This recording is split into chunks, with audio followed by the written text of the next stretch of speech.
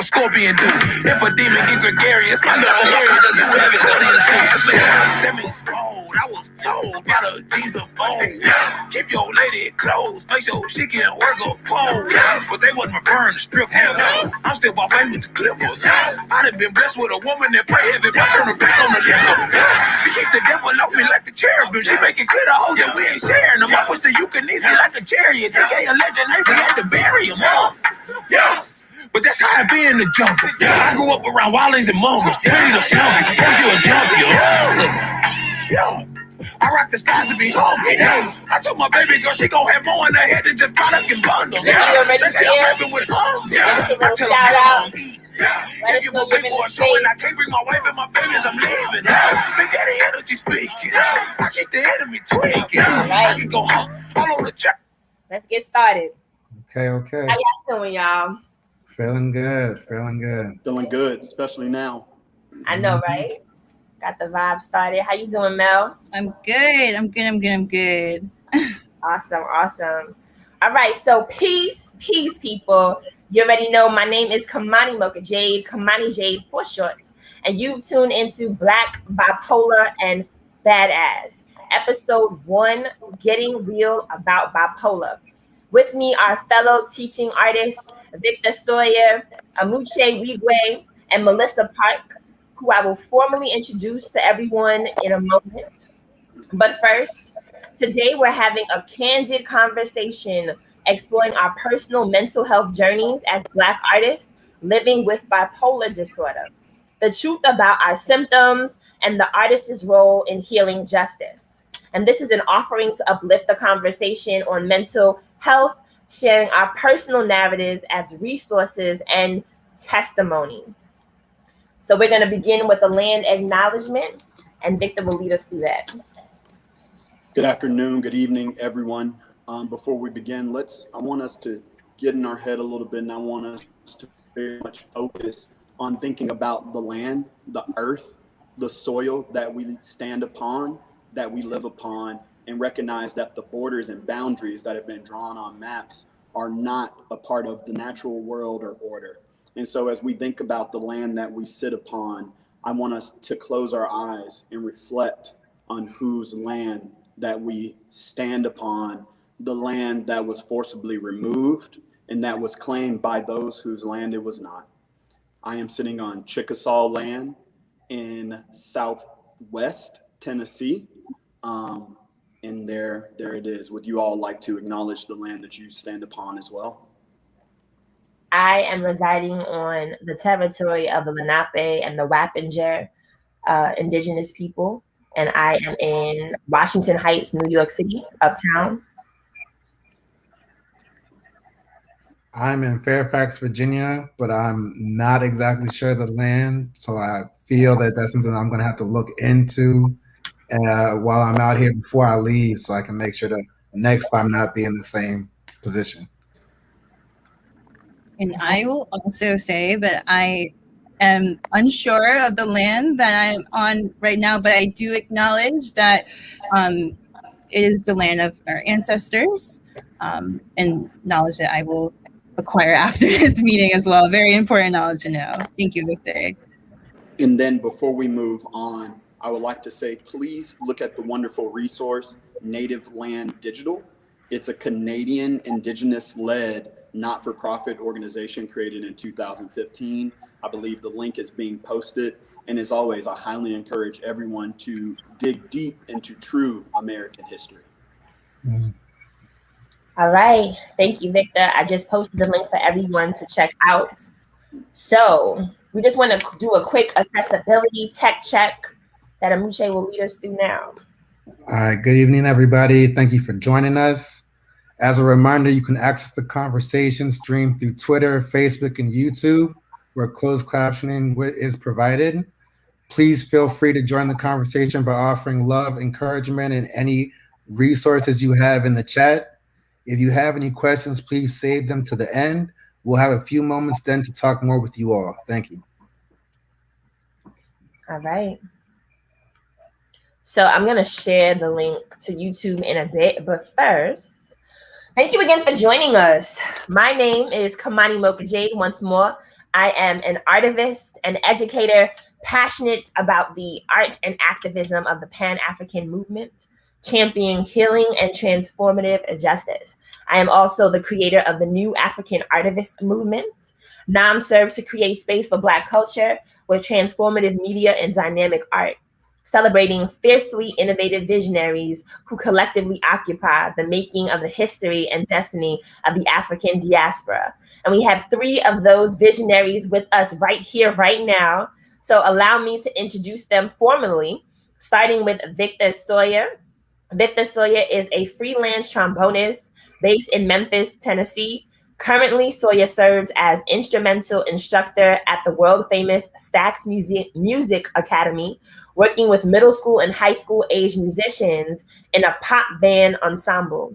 He also acts as the senior fellowship coach for the Memphis Music Initiative, supporting a team of 10 to 12 professional music teaching artists working in traditionally underserved communities. As a performer, Sawyer has recorded at legendary studios such as Sun, Royal, and Ardent. He has also performed with Memphis legends such as 8-Ball and MJG, Valerie June, Steve Cropper, and many more. Victor Sawyer attended the Manhattan School of Music for a master's degree in jazz performance.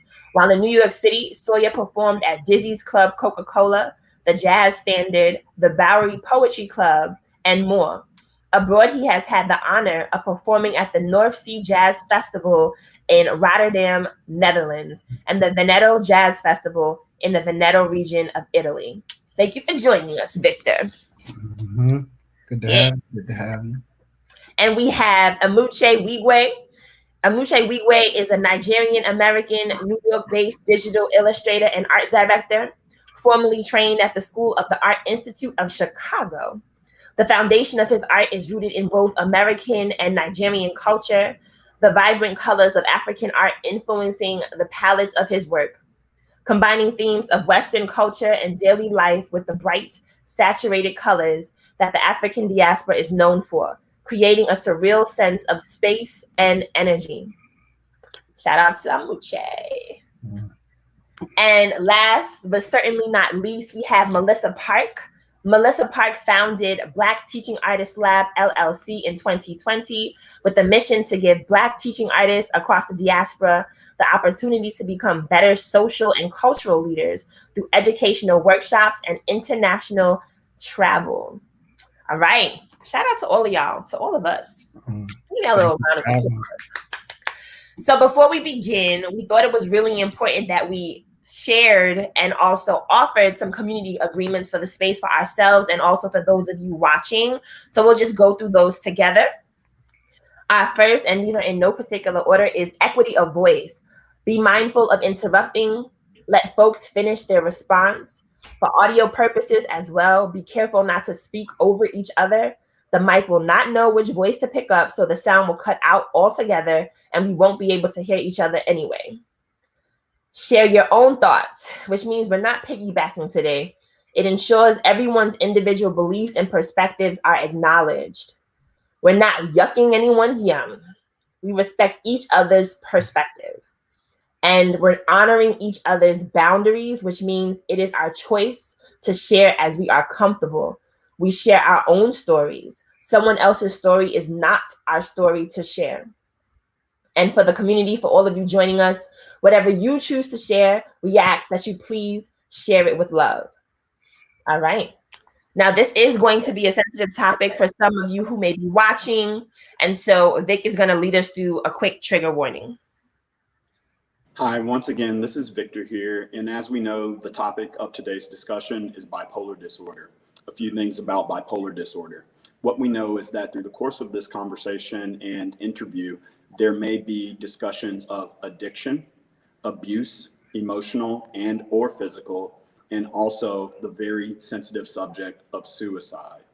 These are all an important part of the narratives of bipolar disorder, and we have charged ourselves with sharing what we feel comfortable with. However, as an audience member, I would like to let you know that those topics may be broached. And if you have any sensitivity to those, I would invite you to please step away as you need to make sure that your own mental and emotional health is secure. Thank you. And now from here, as we begin to get onto it, I would like to take us through a brief grounding exercise. It'll be very brief. So the first thing I want you to do is just get comfortable where you're sitting or standing. Of course, this is optional. There's no need to participate if you would not like to. But as you're sitting here, what I would like for you to do is just breathe normally. No deep breaths, no shallow breaths, just breathing normally. As you become more conscious of that breath, I want you to acknowledge how the breath doesn't need you to do anything. It is a cycle of life that happens naturally within our bodies. So continue to notice that breath. Notice the in and out, how there is no interruption. The air is in and it is out. I would invite you to take a hand, if you would like, or both, and put them very gently on your stomach and or your abdomen area. And as you continue to breathe normally, become more aware of that breath. Once again, as we are here, breathing in and out calmly, confidently, we are merely joining the cycle of life that our body and the world is already on, and we are passengers on that cycle. So continuing in these final moments to breathe in and out, aware of that life-giving breath. And if we could all take one deep breath in on your own and release that breath. And one more and release. Thank you. Thank you. Thank you, Vic. All right. Mel, did you want to offer something as well before we move forward? No, I think everyone did a great job, Victor, with the grounding and the breathing. So it's all good. All right, awesome. So we told you about our purpose, why this conversation is happening, who we are, and we really want to learn a little bit about you and who we're sharing space with. So we're asking you to answer a question, and that is, if you are comfortable, how many people with us here today have diagnosed or undiagnosed mental health issues? You can respond by simply dropping a heart in the chat or hearting this video. Again, this is if you feel comfortable. Now think about the people in our lives who are not here to answer this question. Oftentimes, as we know, mental illness does not show up on our face or on our bodies. And bipolar is an invisible disorder and disability. So we just really want to hold that while we have our conversation today. Okay. All right. So we're going to jump right into our panel discussion. And today we're going to talk a little bit about our personal mental health journeys. We're going to have a conversation on intersectionality. We're also going to talk about the symptoms of bipolar, how they manifest in our personal lives, and what relationships look like when you're living with bipolar. So the first question, we're going to go around and talk a little bit about ourselves again. And the questions are, where are you from? What is your art form or medium and medium? Why did you decide to join this conversation? Okay. So my name's Victor. I'm from Memphis, Tennessee. And a little bit as it relates to this conversation, of course, the southeastern United States is not known for a lot of mental health awareness. So I do appreciate my status as being from Memphis, Tennessee, a majority Black city. Yay. My art form is music. I play most styles of music, but my formal training is classical and jazz music. And I wanted to be a part of this conversation because ultimately at the end of the day, I'm bipolar and I'm going to be bipolar till the end of everything. And I think it's important to have frank conversations in order for myself to reflect and navigate the world, but also to maybe help someone else see a little more light or a little more tool to get through things. Thank you. My name is Emuche. I'm in Brooklyn based, but I'm out here visiting Virginia right now. I'm a digital artist, primarily illustration, but I also paint and do a little filmmaking.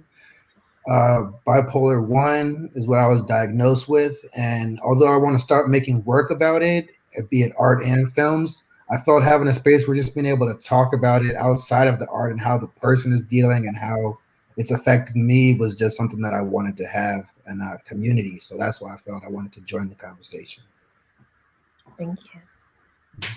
Awesome. Hi, I am Melissa Parke, and I am from Brooklyn, New York, born and raised. And I came up with this word yesterday. I'm pretty sure it's like no one has taken this word. So it's my art form is Afro-conceptualism. So that is the type of art that I do, and I like to think that.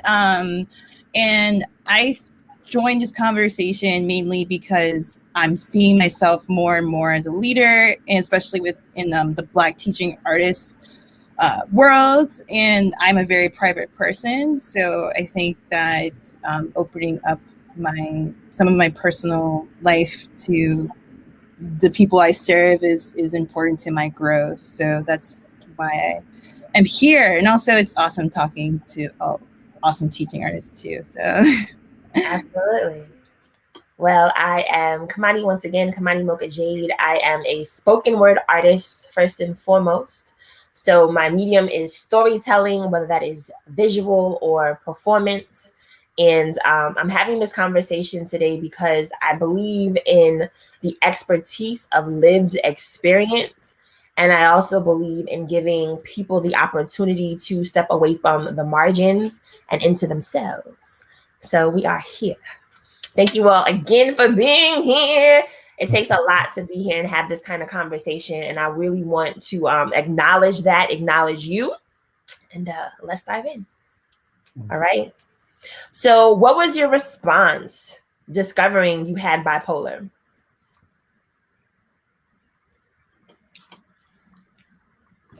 For me, it was sorry. No, I was going to say I was in a little bit of denial. Like I didn't see the writing on the wall, even though there was a lot of evidence pointing to it.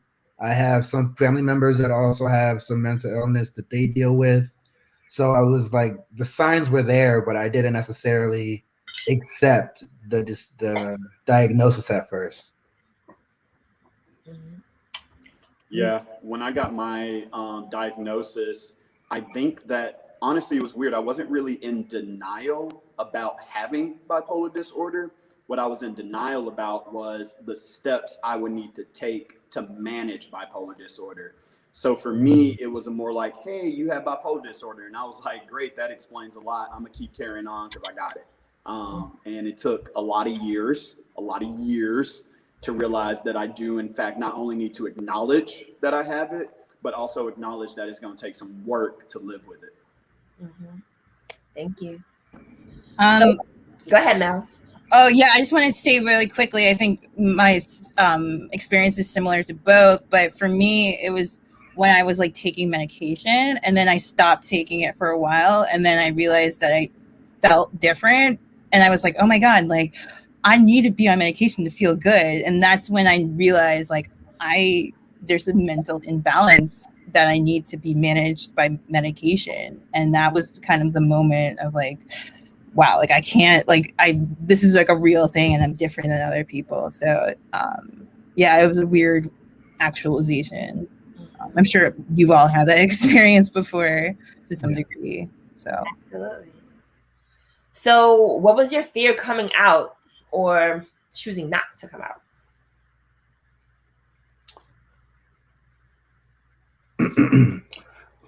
Well, as far as fears go, I guess a little bit of rejection.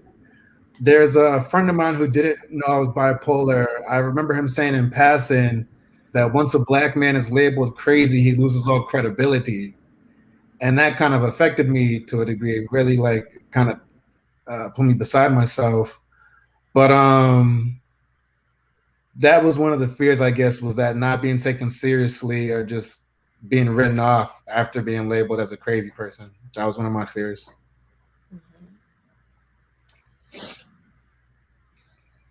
Anyone else? I think my big fear of coming out, it was very similar to what was just said, where I was like, I wonder what people are gonna think about me. It was strange. I felt like I was in between. Like if I didn't come out as bipolar disorder, I'd sort of be carrying this really tense thing around. But at the same time, if I came out, I knew that maybe people would discredit me, people would talk behind my back. But what really changed was, as far as feeling the tension, I knew that was true. I didn't know how people would react, but I knew I felt terrible holding it in. I knew that the behavior leading up to it had already indicated something was wrong anyway. So there might have not been that much to hide to the public eye anyway. Yeah. But it was really, for me, it was like, I know this feels bad. Maybe this is going to be bad, but I know not saying anything is bad. Mm-hmm. Mm-hmm. I'll add, I don't really recall ever having shame around bipolar, and that's because I've known bipolar disorder since I was a child. When I had my own diagnosis with bipolar disorder, I really just found myself fascinated by my mania. And so there was no fear for me sharing my diagnosis with anyone. The fear really came from the mania, particularly the paranoia and that sort of thing. And so if it had to do with the public or people or my friends and family, it was just what my experience were with them when I was manic. That's all. All right. So what role has the arts played in your healing? Hey, Kim, before we answer that question, have we actually said the age at which we got our diagnoses, if we feel comfortable? Because what you just said made me think differently. Have we said that yet? No. Okay, so sure. I'll share. I'm 36. Let me just start by saying that. And I was first diagnosed with bipolar officially at the age of 20. And I was diagnosed with bipolar 1 disorder. And for those of you who are watching, bipolar 1 is differentiated between bipolar 2 by manic episodes. So if you have bipolar 1, it means you have experienced 1 or more manic episodes. And if you have bipolar 2, it means you have regular experiences of hypomania. Okay. I was informally diagnosed at age 23. But I knew that she was right, but I didn't get my formal from a mental health facility diagnosis until I was 27. And although I was suspected of having bipolar 1 initially, across years, because of the way the cycles work, it was determined that I probably am bipolar 2 with rapid cycling. So I have pretty severe hypomanias, but I don't have like full blown, like break with reality manias. That's not a thing that usually happens. So 27. Okay. Anybody else feel comfortable sharing? I mean, I guess I'm informally diagnosed probably when I was 21. I heard different opinions from different doctors that maybe he's not bipolar, maybe he is bipolar. Formally diagnosed, I guess I'd say around 27, 28. There was an experience that I was going to bring up, but I'm not sure if we got time, but I'll keep it moving. I'm 35 now, so I've been living with it for some time with the diagnosis and doing my best. Yeah, I was 19. I was in college. Wow. All right, so in the interest of time, we're going to move through these questions a little faster. So and if you all can stay with us later and longer, we'll be here, most of us. Okay, so moving along. Has bipolar changed you as an artist, your practice and your vision for your work?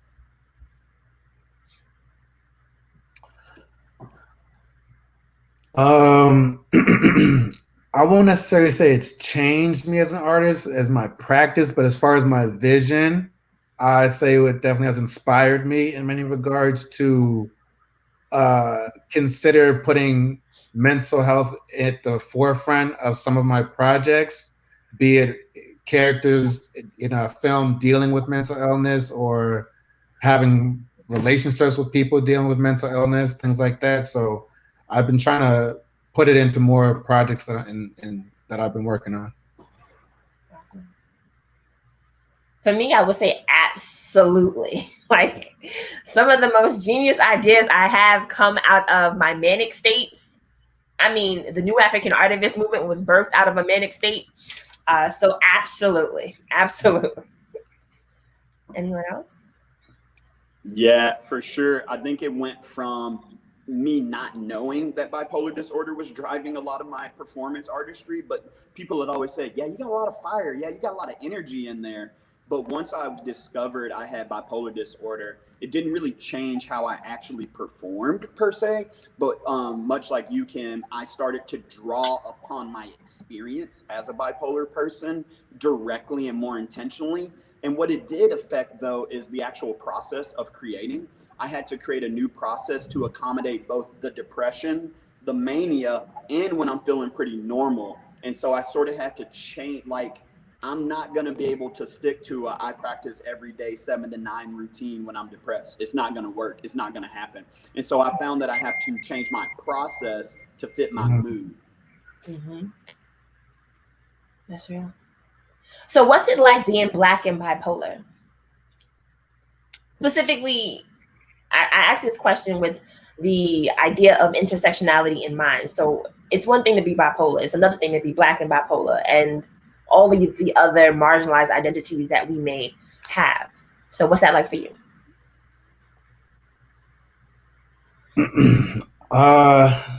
It can be a little scary at times, especially in reflecting on it. I remember going to Miami for Art Basel. I had some work in the show, and I was so happy to have finally, quote unquote, made it. Right. But that trip ended with me going hypomanic, talking to a police officer the wrong way, and talking myself into being arrested and spending 3 days in jail. So that was something that I didn't see coming when I was initially heading out there. And you hear about so many stories of how people get in altercations with cops, be they just discussions or arguments, or sometimes it goes as extreme as brandishing a knife, and they get, shot by the police. And that's something that happens a lot in our community. So I just feel like bringing more awareness to that, and hopefully in the future we'll have more medical health practitioners involved in those type of circumstances, so they won't end in such violent ways. Thank you for sharing that. Anyone else? I think as a Black, go ahead, Victor. I was just going to say, I think the hard thing about being Black and bipolar is recognizing that most of the symptoms of bipolar just look like bad behavior. Like, it literally just looks like not being a decent human being if it's unmedicated.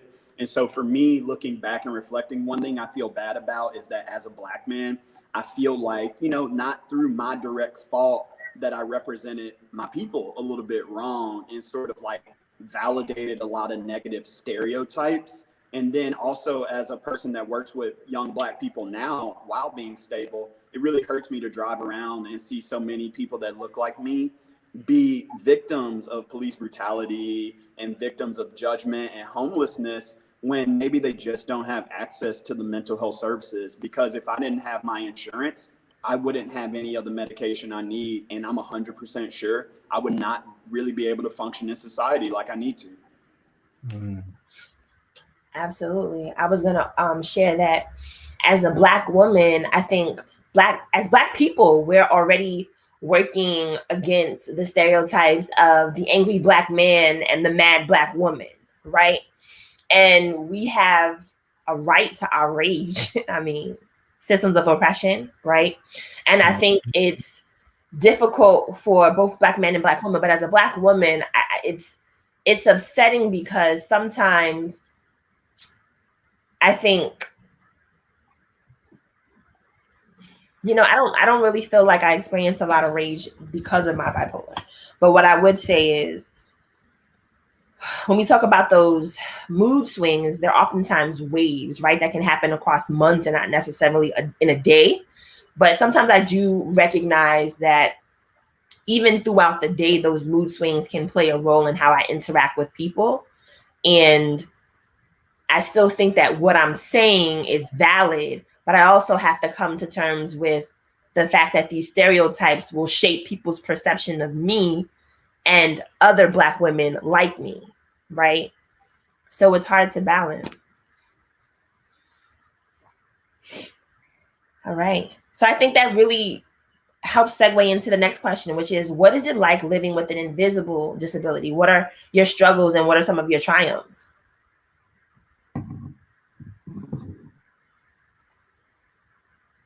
For me, the hardest thing about living with an invisible disability is that I forget that I have it. I mean, it's that there's no, oftentimes, and I guess I need to be honest about bipolar disorder, is it often feels good. I'm not gonna lie to you. It feels terrible pretty much all the time, but there's some moments where it feels really good. And the unfortunate thing is a lot of the symptoms of bipolar disorder, until they get super extreme, or not even super extreme, they don't feel like disabilities. You know, if I'm suddenly coming up with some dope rap verses or new songs, like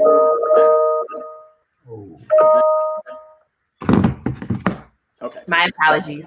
No, it's fine. So yeah, I guess, how do you live with an invisible disability? For me, I just have to think I have this, and I've had to maintain it. I've actually had to journal what happens when I feel a certain way. So a quick one is just, I notice that when I'm approaching a hypomania, I tend to listen to like a considerably higher level of rap exclusively. Like, I'm no longer listening to any classical. I'm not really listening to any pop, singer, songwriter, jazz like I am, but like the level of a rap, because sometimes that music just feels more right when I'm a little more agitated, a little more aggressive, things like that. So I've literally had to journal what it looks like for me in a micro way when I'm feeling certain ways, because it is invisible and I'm probably not going to see it coming, because that hasn't been true most of the time.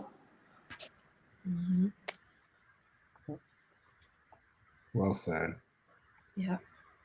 I also want to highlight that because we all have bipolar does not mean we all have the same experience, right? Like, we are coming with our own unique histories, backgrounds, perspectives, cultures. Even though we're Black is not a monolith, right? And so you are going to hear that in our conversations, and we also want you to keep that in mind, right? So I would say living with an invisible disability is tough, especially when people don't believe you. Like, when you're having symptoms and people don't believe you, they think you're being lazy or you're avoiding something, or, you know, you're making it up, you're pretending. And, you know, these voices aren't play pretend. These are real. You know what I mean? Like, I'll just leave it at that. But I also say what's challenging is that we're having all these conversations about mental health, particularly in May for Mental Health Awareness Month and in July for Minority Mental Health Awareness Month. But one thing we were talking about before was that we're bipolar every day, right? And so what I noticed is in the conversation on mental health, people with severe psychiatric disorders like bipolar and schizoaffective disorder and schizophrenia, they're often left out of the conversation. Nobody wants to be associated with madness, right? And so that's tough. And then in the disability justice movement, even around the conversations of neurodivergence, we're still not really talking about psychiatric disabilities. That's not really happening. And so those are also difficult challenges to work with when you have an invisible disability. All right. Can I ask you all something too about that? Yeah. So with the mania, you know, one of the questions is, what are the symptoms, like the struggles and things? I wanted to know, like with the mania, sometimes I feel like even if I'm aware of it, I still kind of have to fight myself not to engage in what I know to be manic behavior. Like, even if I'm keenly aware I'm in the middle of a major hypomania, I still have to fight to say, like, don't go to the casino right now. Like, I still have to do it, even if I'm aware that I'm manic. Do y'all experience that? In a full-blown manic episode, I feel like I have no limitations and no sense of boundaries. I will go and do anything that I choose to be at the time what I want to do, and don't second think it at all. Really, I just go in. Yeah. Yeah, I think this is probably where bipolar comes in the most for me, is when like you're making decisions, and like I am like a lot of entrepreneurs, like you are your own boss and you're interacting with other people, and trying to having these work relationships, and like you want to emailing people erratically because you have like such good ideas, and not filtering what's inappropriate and what's not appropriate, especially with dating too. When you like someone, and then you get like so caught up where it crosses the line of being inappropriate just because you get so excited.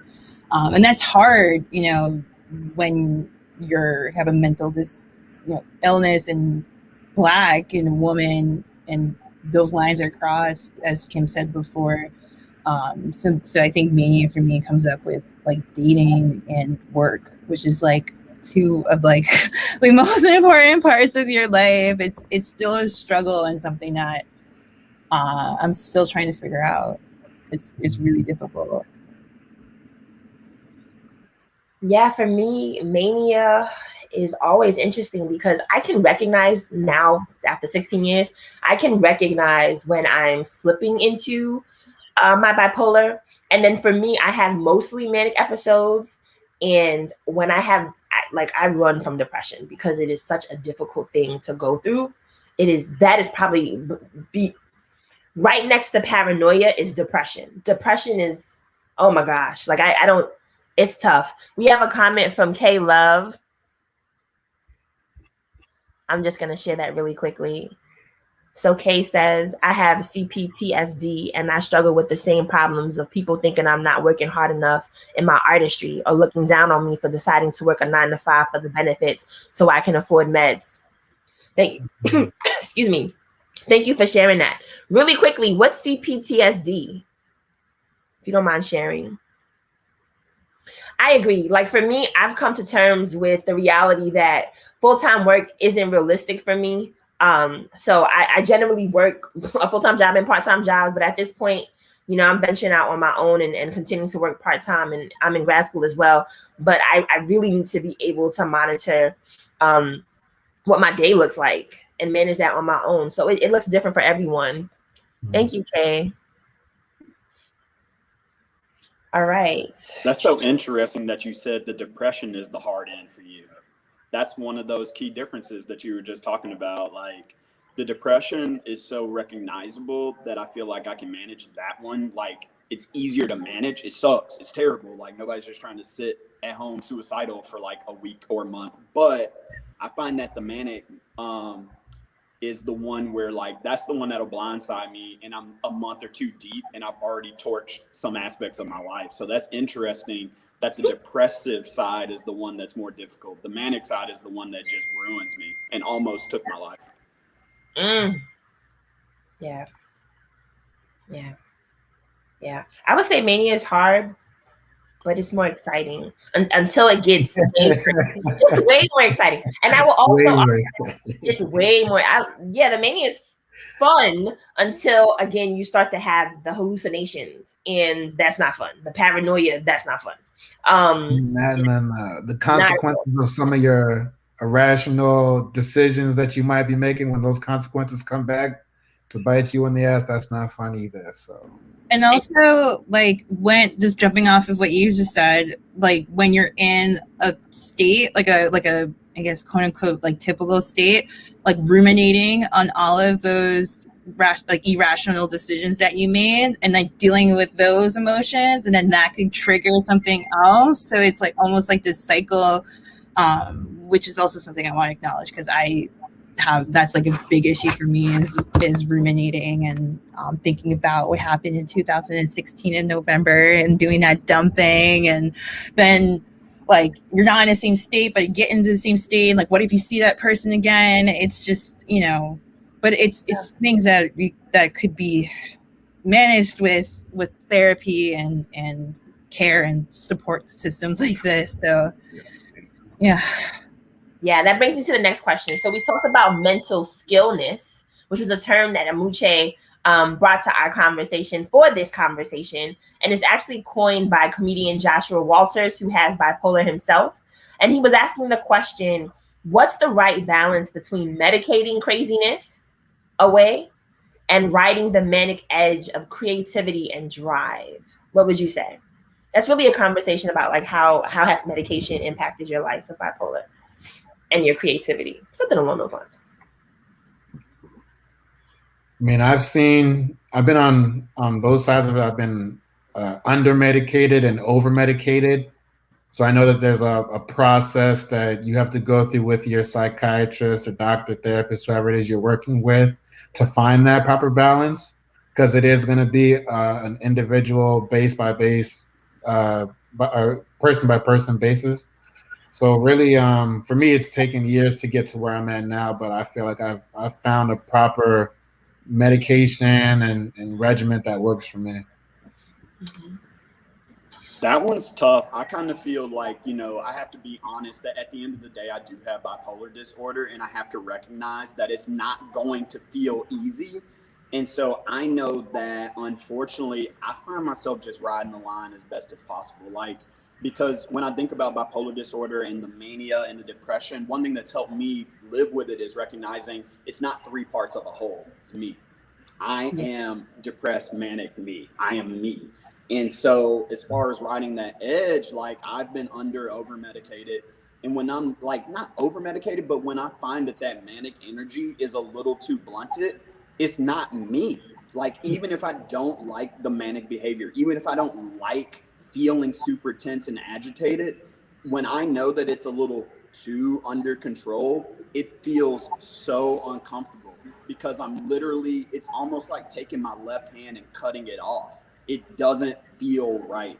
Now, being fully manic doesn't feel right. And so it's really, I think, riding the tiger? Isn't that what they call it? It feels, living with bipolar for me, a lot of times, it just feels like I'm riding a tiger.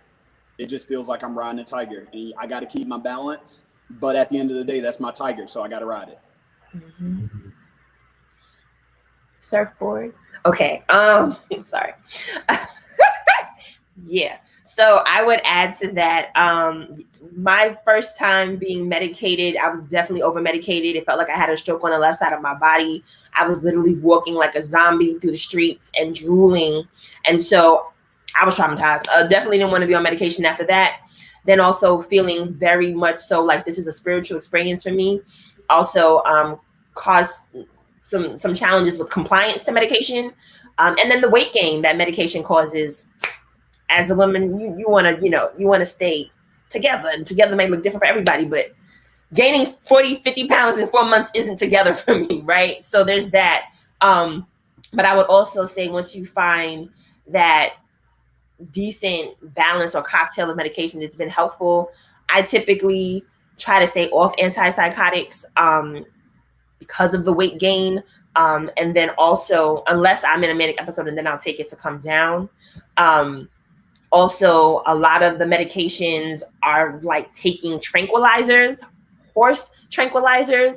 And so it's not fun sleeping for 6-8 hours a day beyond the night. And so I'm very, very clear about what medications I want to take and what medications I don't want to take. And so I have those conversations with my psychiatrist or psychiatric mental health nurse, because, the medications themselves can feel like sickness. So it really is a delicate balance, right? So what are your practices for self-care, and what advice would you offer to the community? For me, I know I would just emphasize getting the proper amount of sleep, and proper amount of sleep looks different for some people, but at least 7-8 hours. When I was younger, in my 20s, I was out here operating on 4 to 6 hours of sleep on a regular basis, just because I felt I had the energy to keep going. When I woke up, I was awake, didn't need a coffee to get going, but that's not, proper mental health practices. So just getting the right amount of sleep, I think, is so important. People take pride in overworking these days and accomplishments. And so just being well rested is something that's so crucial to your success. 100% ditto on the sleep. It's so crazy, but like getting regular sleep really is like a key component of not feeling out of control. I think one thing that's helped for me too is like embracing the quirks. Like embrace the quirks. Like if I'm like saying some weird stuff, or if I'm bouncing off the wall a little bit, telling too many jokes, or if I'm getting deep in my feelings, like that's fine. So I guess for me, I kind of look at it like a spectrum. Like let's say this end is all the way manic, about to be hospitalized. The far depression end is I'm literally actively maybe engaging in a self-harm act. I kind of just try to stay like in the middle of those two sides. And I don't even joke with myself and act like I'm ever going to be in the middle like I was when I was 12 or 15 years old. That time is gone. And that's hard to accept. And so I just try to embrace the quirks, but also recognize that the quirks can often be the precursor to like really life damaging things. So like I used to sleep 4 or 5 hours as well. I ran 20 miles a week, slept 4 or 5 hours every day, played 4 or 5 gigs, had a full-time, had a part-time. And once I started medicating, not self-medicating, but like good medicating, I couldn't do that anymore, and it was fine. And I had to accept that and just sort of like, let's reduce the range a little bit. And so for me, it's all about range reduction, identifying symptoms and quirks. And then if you got the energy, you can't wish away the manic energy. You got to find something to put it into. Have to. Like, even if it's a 1 month of running 10 miles a week, I got to find something instead of putting it into alcohol addiction or putting it into outbursts or not sleeping. I just have to figure out a way, because the energy is going to be there whether I want it or not. So I have to find a funnel. I agree with the sleeping aspect, because I can get busy in something, even like this, something like this, or whatever activity I thoroughly enjoy, and start losing sleep. So when I recognize that I'm having trouble quieting my mind so that I can sleep, you know, most sleep aids are addictive, but I might grab some melatonin. And if I'm slipping into mania, melatonin doesn't even tickle me, or some Z-Quil, which won't be addictive, and make sure I get that sleep. Because when you have bipolar and you do not sleep, you are on the highway to mania. Like you are speeding right down into mania. Yeah. Sleep is so important for people with bipolar, and it cannot be understated. I think sleeping for everyone. If you have heard of the Nap Ministry, you know, go ahead and follow on Instagram wherever you can, because sleeping is so important. Getting rest is so important. So yeah, I would definitely say that. And also, as far as self-care goes, I would say find your tribe, find your people, and love them fiercely. For certain. Just to add, our friends are great resources to have, but it's not their responsibility to take care of our mental health. That's on us. And so seeking professional help to kind of like build that kind of plan of how you're going to be, you know, what proper medications to be taking, and regularly speaking to somebody about how you're feeling, and them checking your mood evaluations, things like that are important as well too. So I just want to make note of that. Thank you, Emuche. So as we talk about relationships, a really good question, or a key question to think about and ask is, how do you navigate the stigma surrounding bipolar disorder?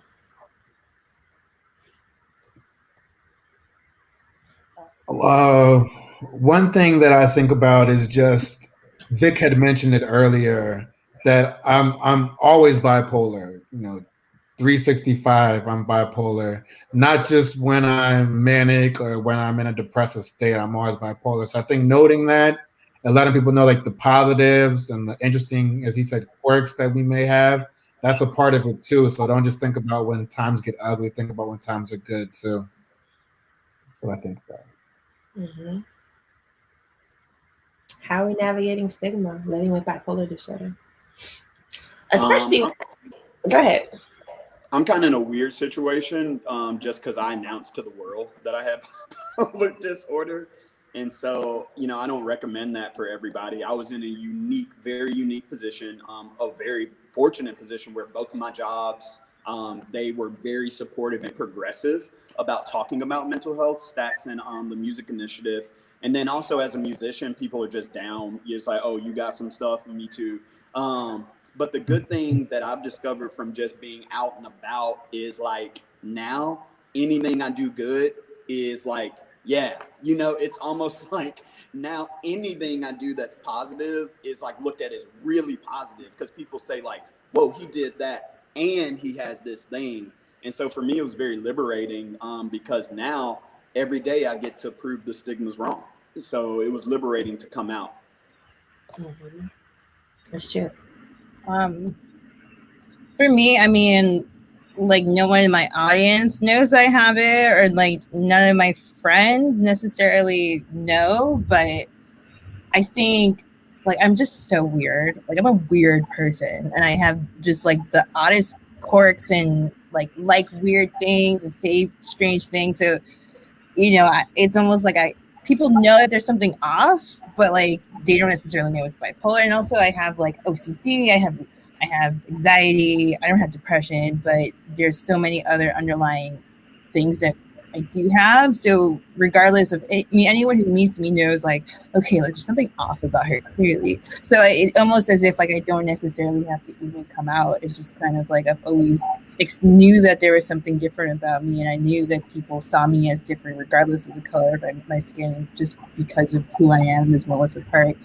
So I think that knowing that, it allowed me to understand myself in a way that made me self-conscious, but not in a negative way, but it helped in a positive way. So yeah, that's the vibe. All right, so next question. So I see we're coming down to the end.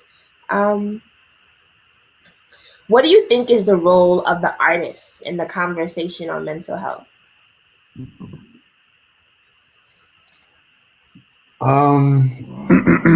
There's a quote that I heard recently that all pieces of art are just self-portraits or the artist reflecting on self.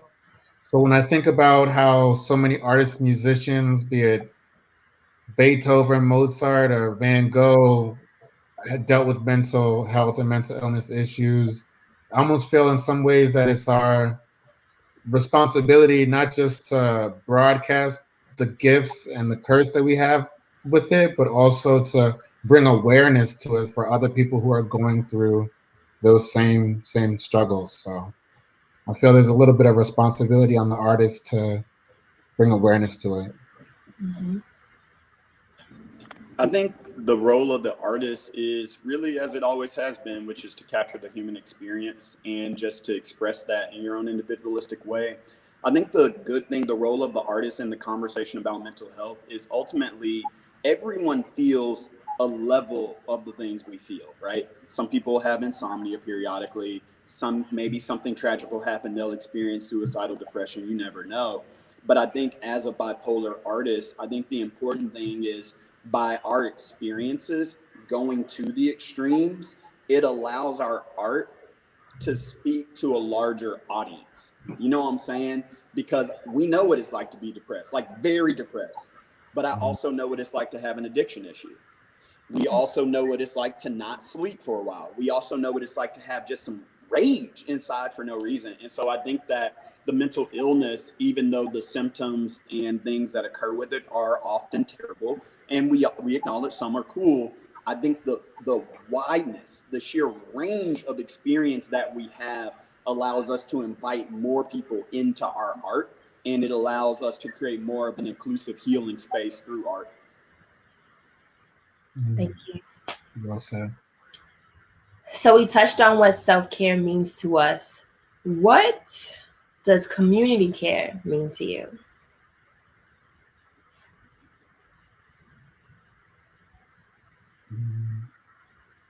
I think community care starts with the individual, actually, because we haven't talked about stats, but like bipolar disorder only affects 2 to 4% of the population. And so as far as creating community care, I think if you're in a place where you can talk openly about your disorder, you have to be a griot for it, because it's such a specific experience that unless you can share it with other people and help create safe environments by including your story, just like we would, when we talk about inclusivity and cultural awareness, part of that is saying, hey, white colonialism is the sort of invisible standard of America. We have to expand that narrative and sense of community by inviting people in. And people have to be leaders, right? There always has to be the first indigenous person, the first Black person, the first this, the first that. And I think people with mental health, in order to create an environment of community care, I think some of us have to just step out and say, this is what I experience and this is what I need. And I I know there are other people who maybe aren't as open as me who need the same thing. And I'm in a very fortunate place where I can say that out loud and hopefully affect some change to make room for other people to live with these mental illnesses. Thank you. I think I'm going to say the opposite of what you just said, Victor, which is like, it's like, for us, like you're either, people are going to look at you as like a Black artist or an artist who's Black. So some people are going to look at you as a Black artist, or some people are going to look at you as an artist that's Black. For me, I never wanted people to look at me as like, okay, like Melissa, and she has X, Y, and Z. Even though they do, I never want to be that spokesperson because, there's 2 or 4% of us, and I'm Black, and I'm a woman, and I'm a teacher, and I'm a leader, and I'm an educator, But I think there's, we're calling to 2 extremes in the world of people who are extroverts and who are going to be wanting to have that voice in there. And for me, I think I'm calling to the people who are, who are bipolar, have a mental disorder, and, it's okay not to be the face of that your mental illness. It's okay to be silent sometimes. So I would have to say, or what I want to say is, when I think about community care, I think that community care really is in the simplest things, like checking in with one another, making sure to be intentional to ask, how are you doing? And authentically meaning, how are you doing? I think it's looking at the time and saying, have you eaten for the day? Do you want some water? How's your grandma? Right? I haven't heard from you in a while. Are you okay? I think community care really is taking time to think about the collective and how we show up for each other. And if we're paying attention, truly paying attention to each of us. So on that, we have 1 more minute, and we want to make sure that we give you all time to ask us any questions or share resources if you have any.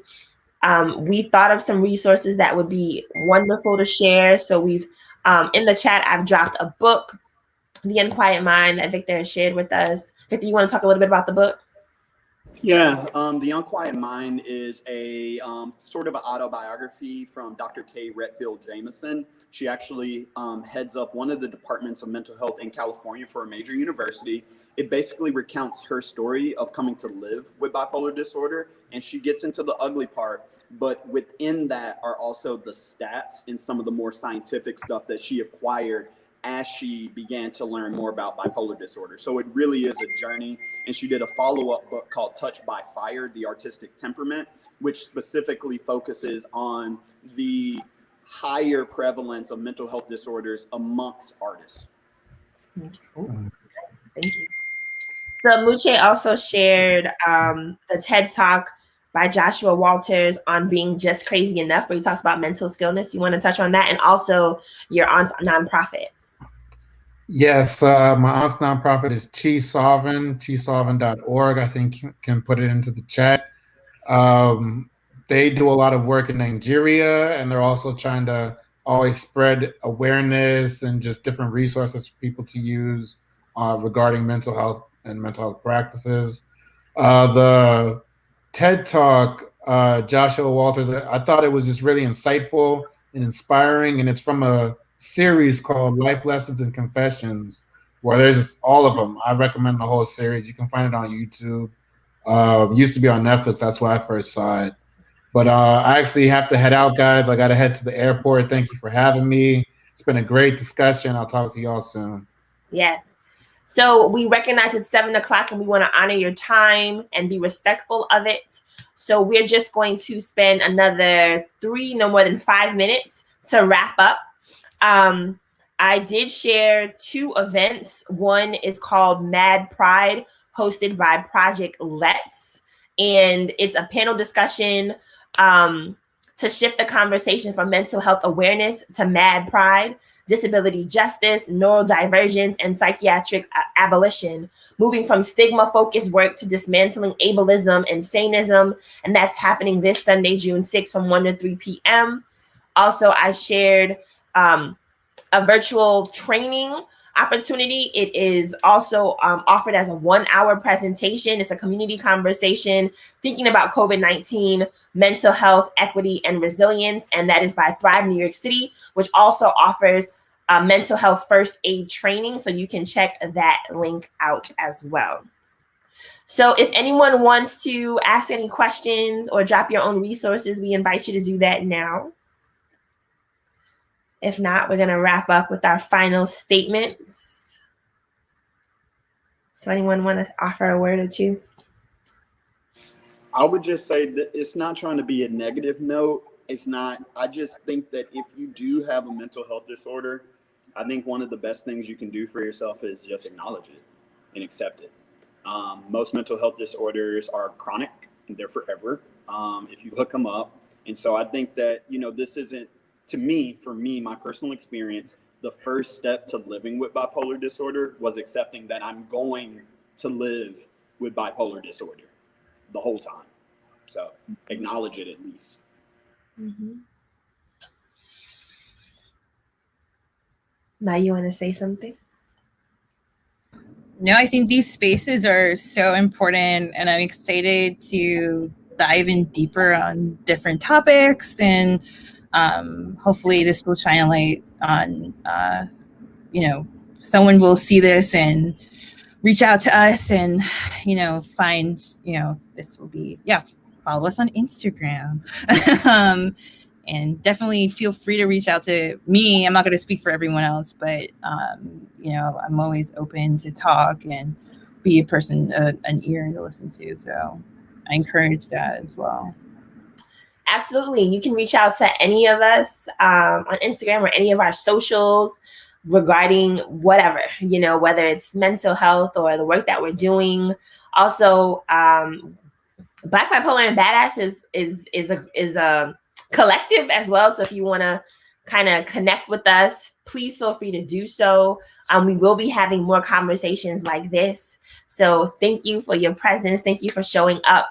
And we invite you to stay tuned for so much more. In the meantime, thank you for helping us create communities of care and collective consciousness. And before I go, I want to give a special thanks to Victor Sawyer, Melissa Parke, and Emuche and Nwaigwe. Thank you. Take care, y'all.